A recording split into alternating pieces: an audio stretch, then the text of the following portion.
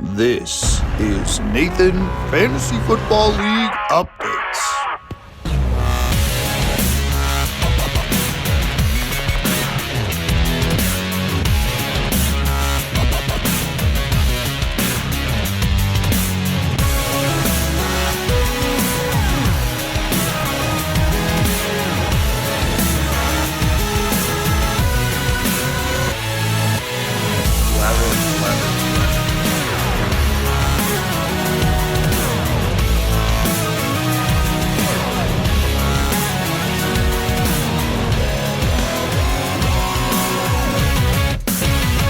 Nathan, Fantasy Football League Updates. Welcome back.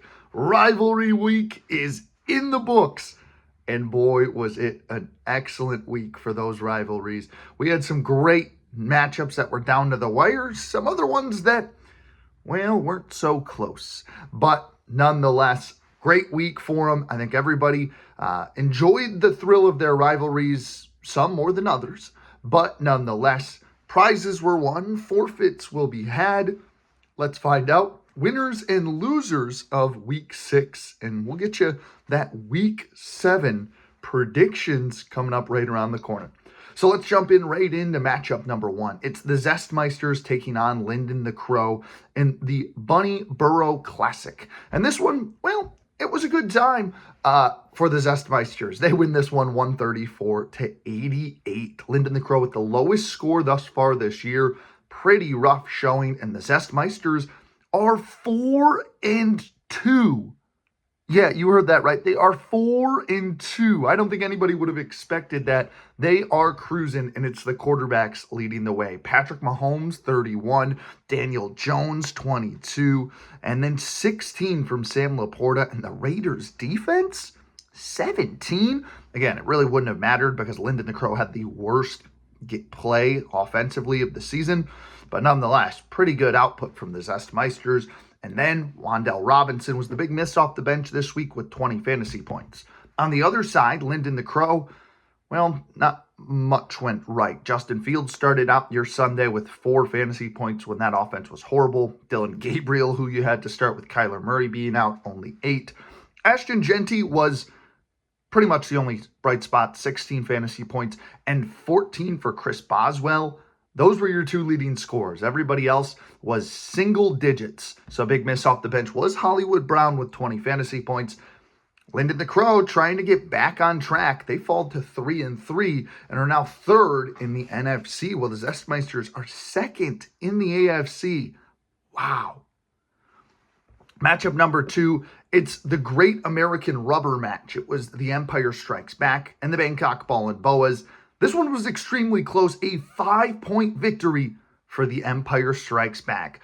The first team coming into the week in the NFC and the top team in the AFC, well, it went favor of the Empire. It was a great matchup. Both these teams now 4-2, and the Empire coming away with a massive victory. Jaden Daniels helped you get the win on Monday night with 21 fantasy points, along with Michael Penix Jr.'s 14, 24 from Christian McCaffrey, 15 from Jalen Waddle, and 16 from the Rams defense, and Cameron Dicker was 17. The big issue that we will have to monitor, though, Puka Nacua, wide receiver number 1, went down with an injury against the Ravens. He only managed 4 fantasy points, and he is projected to most likely miss next week. So that's going to be a tough loss positionally for the Empire heading into a crucial Week 7 matchup.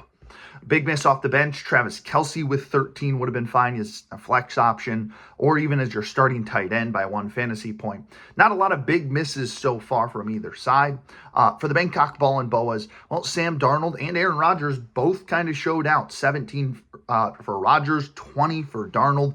Quinshon Judkins, unfortunately, disappointed for the first time with 3, but Swift carried you on Monday night to make this thing close, 25. Welcome to the chat, Brian Thomas Jr., who corralled you 23, and Trey McBride supplied 21 with the Broncos defense adding 17 in their massive lockdown of the Jets. Big miss off the bench, though, Kendrick Bourne with 19 fantasy points. We'll see if he slides into the starting lineup with some of those key receivers still injured for the 49ers, kind of how that shapes out. But the Ball and Boas have lost their second game of the season, and the Empire, my number 10 ranked team, continues to cruise behind CMC. Matchup number 3. Thought this one would be a little bit closer. It's the Guantanamo Bay Flying Squirrels and the Brooklyn Bunnies. 137 to 121. The Guantanamo Bay Flying Squirrels back to 500. They improved to 3-3. The Bunnies are a shocking 1-5. Shocking. I feel like their team every week, I think they're going to have a good week. They disappoint heavily. We'll start with the Bunnies. I mean, you got good quarterback play from Justin Herbert. Jordan Love was fine. Jonathan Taylor continues to be one of the best running backs out there. He got 23 for you this week. Saquon Barkley, on the other hand, continues to stink. That trade is looking one-sided for the Flying Squirrels who you played this week because Barkley only got you 8. And then Tyler Warren, though, supplied 18. No Jay Jettis this week. He was on his bye, so that's just tough draw for the Bunnies. Maybe would have been the difference maker in this one if he played. Big miss off the bench. Matthew Golden with 13 fantasy points for the Bunnies. For the Flying Squirrels, Dak 22, pretty great performance there. Mac Jones and James Cook both kind of disappointed, 11 and 8.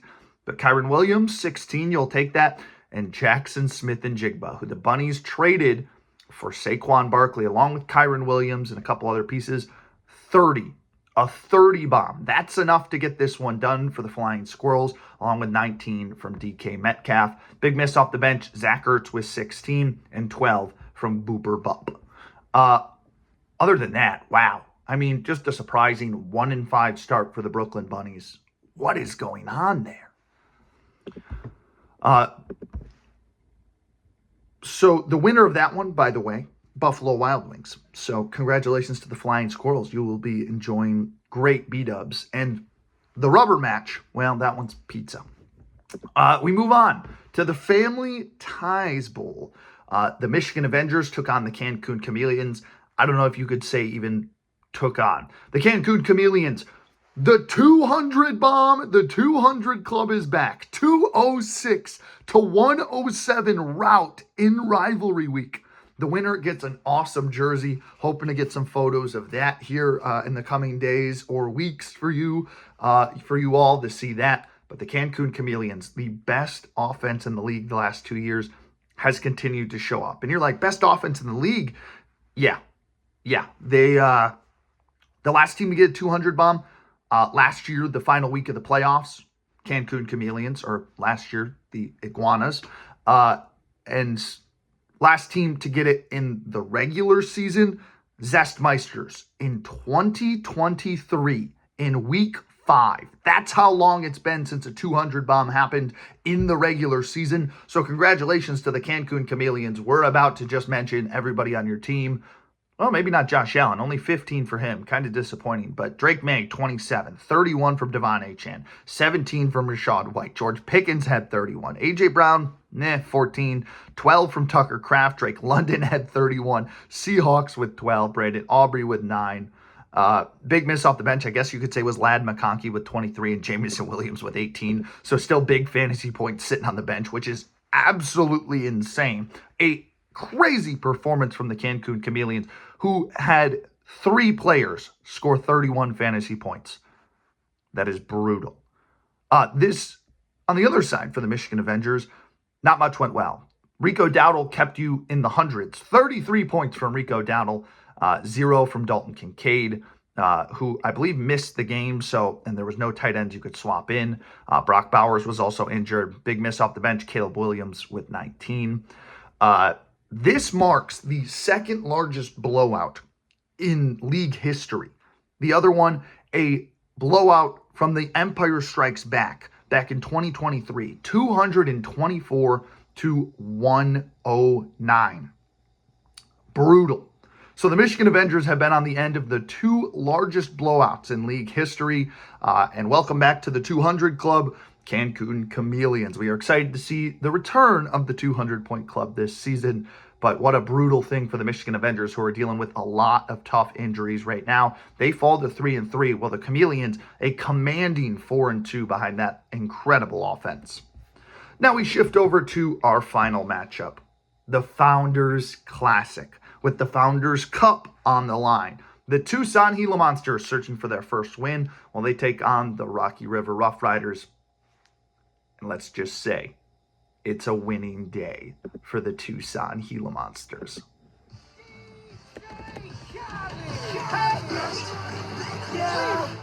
All I do is win, win, win, no matter what. Got money on my mind, I can never get enough. And every time I step up in the building, everybody hands go up.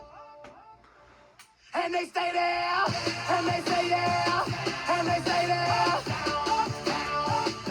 Cause all I do is win, win, win. And if you going in, put your hands in the air, make them stay there. The Tucson Gila Monsters win their first game of the 2025 season, 162 to 148 over their rivals, the Rocky River Rough Riders. It is so good to be in the win column finally. I forgot what winning felt like. The lucky Tucson tie is here to stay. That is what got it done. And we finally scored over 130. This offense finally did what I've been looking for the offense to do. Let's break it down. Jalen Hurts with 20. Trevor Lawrence with 19 was awesome. Josh Jacobs continues to ascend over the last couple of starts. He's had 32 fantasy points. Jamar Chase with Joe Flacco throwing him the football. Welcome. 10 plus targets, 25 fantasy points. That's the recipe to success. Welcome to the end zone, rookie Tedero McMillan. He had 2 touchdowns and 17 fantasy points, and Chris Olave with 15. Now, there were some dicey parts to the way. Mason Taylor only 1 fantasy point because the Jets offense is horrible. Kenneth Walker only 4, so I'd like to see a little bit more production on those ends to kind of help out when some of these predictions every week are a little unrealistic. So a little bit more support across the board, and I think this Gila Monsters team can start winning more football games. Really no big misses off the bench except Evan Ingram, who had 10 fantasy points on the bench. He would have been a great plug and play for the tight end. On the other side, the Rocky River Rough Riders did make this interesting. Thursday night football was excellent. 51 fantasy points or just above between Cam Scadaboo and Jackson Dart to get us started this week. That was a little daunting, but to find a way to win was incredible from this Gila Monsters team. It was really that 4 o'clock slate for fantasy football that helped me with Jacobs and Chase. Baker Mayfield, though, had a good performance. And then how about Derrick Henry with 14? Things got interesting, though, as the night went on Monday. Bijan Robinson, 150 yards to end the half. He had 35 fantasy points. Yeah, 35. So he made this thing a lot tighter than it was on Monday night.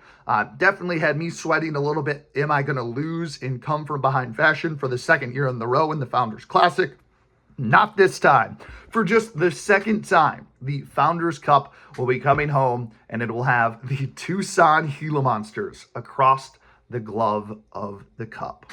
Big miss off the bench. Jared Goff wasn't even a miss with 16. It was Dallas Goedert with 26. That would have been the difference in this one if you started him over Hunter Henry. That would have been a win for the Rocky River Rough Riders and a devastating loss for the Tucson Gila Monsters.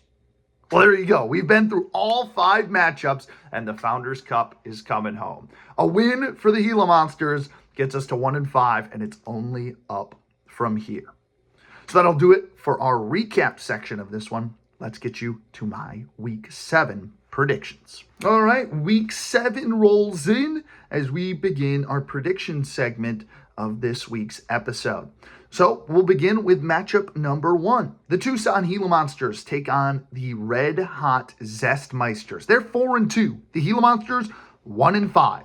Feels like roles should be reversed, but they're not. I think this one's got the makings to be a pretty good matchup. I expect Nico Collins to be in. Right now I see Tony Pollard, Romo Dunze. I expect him to also be in. So we'll see what kind of managerial switches the Zestmeisters make. We'll start first for the Gila Monsters. I think you get some good quarterback play from Jalen Hurts and Trevor Lawrence. Josh Jacobs continues to be a 20-plus back. Turning point player, though, Kenneth Walker. Seattle, what are we doing? Can we get this man the football?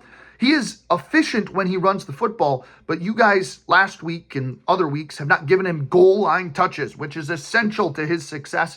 Instead, you give it to Zach Charbonnet, who's not producing that yardage. He's just vulturing touchdowns away from Kenneth Walker. So let's get him the football and let him be a little bit better of a back because he's been more productive than Zach Charbonnet. Stop with this 50-50 split because Kenneth Walker is clearly the better back. That's what I have to say about my turning point player this week. I think Jamar Chase with Joe Flacco, they continue to build that connection. Jamar Chase continues to be now a good wide receiver in fantasy. Evan Ingram will be back in the lineup for the first time since week 1. I have high expectations for him to be in the double figures this week, and Chris Olave continues to be consistent for me. For the Zestmeisters, we know what we're getting with that QB room. Patrick Mahomes is back to being a number 1 fantasy quarterback. I expect 20 plus from him against the Raiders. Danny Dimes probably has a good performance because he's playing me, and everybody knows I still don't believe in Danny Dimes. Your running backs play so-so, but it's the receiving core that really concerns me. Amon-Ra St. Brown, Nico Collins, I think both play pretty well. And then Rome Odunze is your turning point player. First really bad week under the Ben Johnson offense. He didn't get a ton of targets or receptions.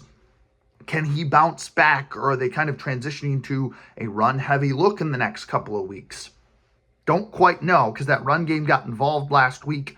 Is Rome Odunze still going to be around next week in a crucial, I think, swing point for the Zestmeisters? For this matchup, I'm taking a 3-point spread. With the lucky orange tie rocking, I'm going to say the Zestmeisters get this one at a 3-point spread. I just think they've got a little bit more firepower, a little bit more favorability on their matchups. St. Brown, Collins, Odunze, that is a tough 3 set for that wide receiving core, and that quarterback room is excellent. They definitely carry the weight of that so-so running back room, but knowing my luck, the running back room will go off.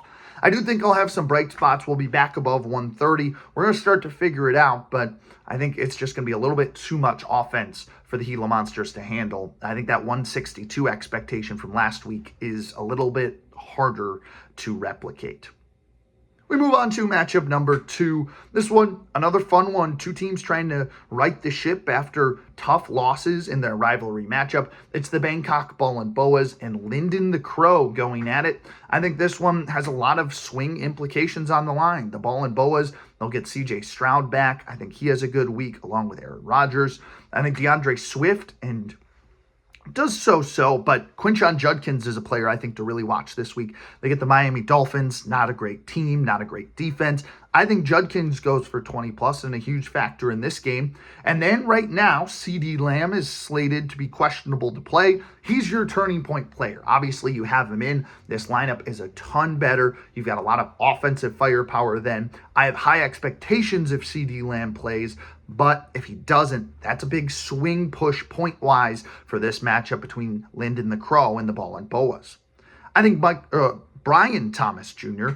continues his trend upward. He's flirting with 20 fantasy points this week. He's been a lot better and looked a lot better the last couple of weeks. I think he continues that trend upward. Trey McBride plays pretty well, and you're sliding in Mason. I think he has a fine game for the Minnesota Vikings in a tough matchup against the Philadelphia Eagles. For Lyndon the Crow, you're hoping Kyler Murray can be back this week, so you're not playing a game of which quarterback will score serviceably for me every week between Spencer Rattler, Dylan Gabriel, and whoever else is on the free agent market, Joe Flacco. So I think Lyndon the Crow, you've got to monitor that Kyler Murray matchup. But I think Justin Fields, after a horrible week last week on the road in London, plays the Carolina Panthers, has a 20-plus point performance, runs all over them. That's kind of the vibe I'm getting for this week. I think your running backs get back on track. Genty struggles a little bit against the Chiefs, but Javonte Williams has a good performance in his matchup against Washington. But your turning point players are your wide receivers, Devontae Adams and Marvin Harrison Jr. Marvin Harrison Jr. dealing with an injury. Hopefully he plays. Devontae Adams has been a little bit disappointing with age in a high-powered Rams offense. But here's the deal. Puka Nacua sits out. Devontae Adams fills that Puka Nacua role. I expect Puka to be out. So a big week from Devontae Adams. I think another disappointing week from Marvin Harrison Jr., whether that's playing and playing poorly or injury holding him back. Other 2 matchups in your lineup I'd like to highlight. Michael Mayer will slide in for the first time. Expect Brock Bowers to be out. Expect a good performance from the backup tight end out of Notre Dame. And then Chase Brown gets involved a little bit more in the pass game this week, which at least boosts him above 10. He's been extremely disappointing after being heavily hyped up this offseason. All right, we jump to my predictions. In just a 6-point spread, I will not be taking the Linden the Crow yet. Give me the ball and boas in a 6-point spread. I have yet to pick the Linden the Crow through 7 weeks, and currently am 3-3 with their predictions. It's not necessarily a hate on Linden the Crow. I just have not enjoyed any of their matchups yet that the algorithm has spit out a win. So another loss for Linden the Crow is what I have predicted. We'll see what happens there. Now we move on to matchup number 3. The Rough Riders taking on the Avengers. Both teams coming off some pretty tough losses. Those are both kind of some painful losses to endure early on here or midway through the season. Both teams dealing with injuries or question marks on their roster. The Avengers a little bit more on the injury side, and then the Rough Riders dealing with more of a, hey, who do I have to start on a week-to-week basis to get a good fantasy performance? We'll start with the Rough Riders. Turning point player right away is Jackson Dart. Awesome performance last week against the Philadelphia Eagles. Can he continue that and establish himself as an elite quarterback? Because that would make an incredible 1-2 punch between Baker Mayfield and Jackson Dart in that roster for the Rough Riders. I think Baker Mayfield has a good performance. Cam Scatterbo does as well. Cortland Sutton gets back on track. And of course, Bijan Robinson is excellent. It's 20-plus point performance. Still trying to figure out that flex position with Derrick Henry out this week, but we'll see what the Rough Riders do. On the other side, the Michigan Avengers, I think Bo Nix, Caleb Williams, they both play pretty well. Jahmyr Gibbs has a good Monday Night Football, and the blackout unis for the Detroit Lions. Turning point player, Rico Dowdle. We've seen what he's been able to do for this roster when Chuba Hubbard is out. You're banking on Chuba being out, or is Rico Dowdle taking over the Panthers' backfield? That is the question. But if Chuba's back, I expect a significant drop in production from Rico Dowdle. So keep that in mind as we look into this matchup. He's going to be a massive swing piece, especially if Chuba's out. Then we look down the board. Michael Pittman, Stephon Diggs are starting. Harold Fannin Jr., welcome to the lineup. I think they all play serviceable. Nothing flashy, though. Same with Jordan Addison as well. So in a 5-point spread, in I think a crucial spot for both of these teams, I'll be taking the Michigan Avengers in this one. I think the Rocky River Rough Riders are on a skid. It's that wide receiving room, the tight end, the flex position that they haven't been able to figure out. I'd expect them to be in the trade market and looking to make some moves to try to right this sinking ship in the midst of the season. Matchup number 4, it's the Empire Strikes Back, taking on the Brooklyn Bunnies. Bunnies, 1-5. Same record as the Gila Monsters. It feels like every week we predict a Bunnies victory and they disappoint. That's how it's got to feel as a manager. So we'll start first with the Empire. I think Jaden Daniels, Michael Penix both have great performances. Christian McCaffrey, well, he's going to be awesome. He's going to get 10-plus receptions, have 20 fantasy points. His first rushing touchdown was like last week. That's insane. That's how much catches he is getting because it's 20 points every week. Insane. Your turning point player this week is Jalen Waddle. Him and Xavier Worthy are going to have to try to pick up the workload of Puka Nacua, who was wide receiver 1. I expect him not to play. That's a big missing piece in this Empire offense, which gives the Bunnies a massive chance in this one, in my opinion. I also would like to highlight Breece Hall. I think he gets back in a good spot, taking on a not-so-great Panthers defense. For the Brooklyn Bunnies, well, turning point players is your entire roster. Yeah, that's right. Your entire roster is your turning point players because nobody seems to figure it out together. Every week, something's holding you back, and the point scoring and efficiency is not there. We'll try to predict this. I think Justin Herbert has a good week. Jordan Love gets back on track. Jonathan Taylor continues to be a 20-plus back. Saquon Barkley figures it out, and welcome back to the lineup, Justin Jefferson. I expect maybe we'll see Quentin Johnston, who missed last week due to an injury. We'll see how that kind of shapes out as well on the manager side, but the Bunnies need to figure it out. This feels like a good roster, and every week I think everybody agrees this feels like a winning roster, but they haven't quite shown it in week-to-week play. So I'm looking at it, and the algorithm says one thing, and my gut says another.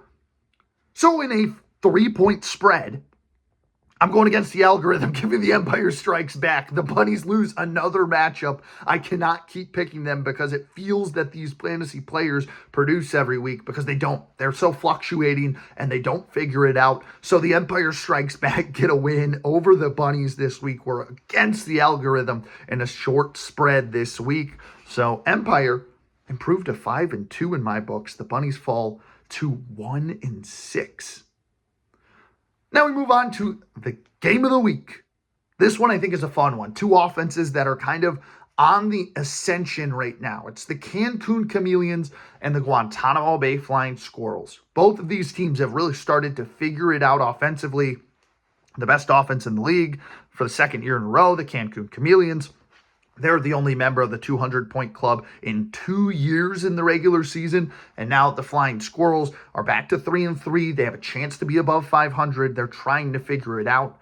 I really like this matchup, especially because for the Cancun Chameleons, Josh Allen hits his bye week. So this is a massive opportunity for the Flying Squirrels to take advantage of that because it feels like almost every week Josh Allen is a given 20-plus point performer. This week, Tua's going to be in. He gets a favorable matchup against the Cleveland Browns, so he does play pretty well. I think Drake May plays solid. Achane plays well. Rachaad White plays well. Most of the roster plays well. Your turning point player, A.J. Brown, he's kind of the skeptical mark. He could go off for 20 any week, but have the Eagles shown they're going to throw him the football? That's the question. Your turning point player is more, will the Eagles throw the football than is A.J. Brown good? Because when they throw him the football, he makes incredible catches, gets the ball. It's weird, but he's your turning point player this week. And on the other side for the Flying Squirrels, I really like Brock Purdy to hopefully return this week, play pretty well, and Dak Prescott to be above 20-plus against the Commanders. I like Kyron Williams and your turning point player, David Montgomery. It's a question mark every week with him and Gibbs. I don't mind the start because he feels like a solid flex option. Obviously, he's got to fill in for your running back, James Cook, who's on a bye. I think he plays serviceable, but nothing flashy. And then I think you've got the top scorer of the week. Jackson Smith-Njigba has continued to just be a monster in the receiving core for the Seattle Seahawks. How about a almost 30-plus point performance from him this week? I like to say that because I think he's going to go off. Same with DK Metcalf and Zach Ertz this week. Well, Cooper Kupp isn't at the flex. Hopefully he catches some passes and maybe finds the end zone. Not too sure. You're starting both Seattle wide receivers. I don't know how I feel about that. But we will go to my predictions. In the game of the week, I've only got a 5-point spread. This one I think will be high scoring, super close matchup. But you can't bet against the top offense in the league. Give me the Cancun Chameleons to continue to score and continue to win. I think right now they are the biggest favorite to win the league right now, and they are proving that in Week 7 with a win over the Guantanamo Bay Flying Squirrels. So there you go. There is my entire slate of recaps and predictions for Week 6 rivalry week and Week 7. I think it's going to be an excellent week. And how about the Gila Monsters? Getting in the win column. Can they make it back-to-back against the Zestmeisters? Only the lucky Ty knows. We'll see you again next week with my next set of recaps and predictions. But until then, let me know in the comments below, what did you think of that last week's matchups? And who do you think's getting wins this week? Until next time, we'll see you again real soon here on the Nathan Sports Talks channel.